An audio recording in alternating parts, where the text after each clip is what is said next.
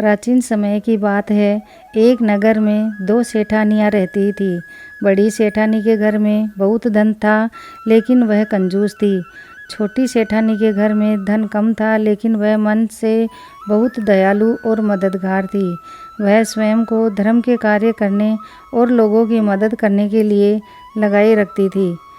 वह रोज सवेरे गंगा स्नान करने जाती, तुलसी माता, बड़ पीपल सींचती, भगवान के मंदिर जाकर पूजा करती और धर्मराज जी की कथा सुनती थी। जबकि बड़ी सेठानी यह सब देखकर हंसती थी और कहती थी कि पता नहीं दिन भर क्या फालतू काम करती रहती है। ऐसा करते करते दिन बीतने लगे और सेठानियाँ वृद्ध हो गई। तब भगवान के घर से बुलावा आया। छोटी सेठानी को लेने के लिए धर्मराज जी ने अपना विमान भेजा, जबकि बड़ी सेठानी को दूत मारते हुए ले जाने लगे।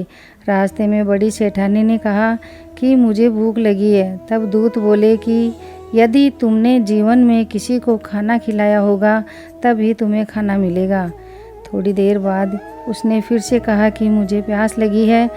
तब दूत बोले कि यदि तुमने जीवन में किसी को पानी पिलाया होगा तभी तुम्हें पानी नसीब होगा। रास्ते में उसके कांटे चुभने लगे और तेज़ गर्मी पड़ने लगी, लेकिन दूत उसे घसीटते हुए ले गए। अब बड़ी सेठानी बहुत पछताने लगी कि मेरे पास सब कुछ होते हुए भी दान धर्म नहीं किया। इतनी देर में धर्मराज जी का दरबार आ गया। वहाँ जाकर उसने देखा कि छोटी सेठानी भगवान के पास सिंहासन पर बैठी थी। उधर बड़ी सेठानी को तपते हुए कुंड में डाल दिया गया। तब बड़ी सेठानी बोली कि मुझे 1.25 पहर का समय दीजिए, मैं वापस आकर दंड भोग लूँगी। धर्मराज बोले ठीक है। बड़ी सेठानी के शरीर में वापस प्राण डाल दिए गए। धरती पर आते ही उसने पंडितों को बुलाकर धर्मराज जी की कहानी सुनी और सब तरह के दान धर्म किए। इतने में समय पूरा हो गया।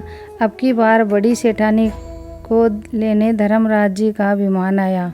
1.25 पहर के दान धर्म और धर्मराज जी की कहानी सुनने से बड़ी सेठानी को स्वर्ग की प्राप्ति हुई। धर्मराज जी ने जैसी कृपा सेठानी पर की वैसी सब पर करना। धर्मराज जी की कहानी सुनने वाले, कहने वाले, हुंकार भरने वाले पूरे परिवार पर कृपा करना। जय धर्मराज जी की जय।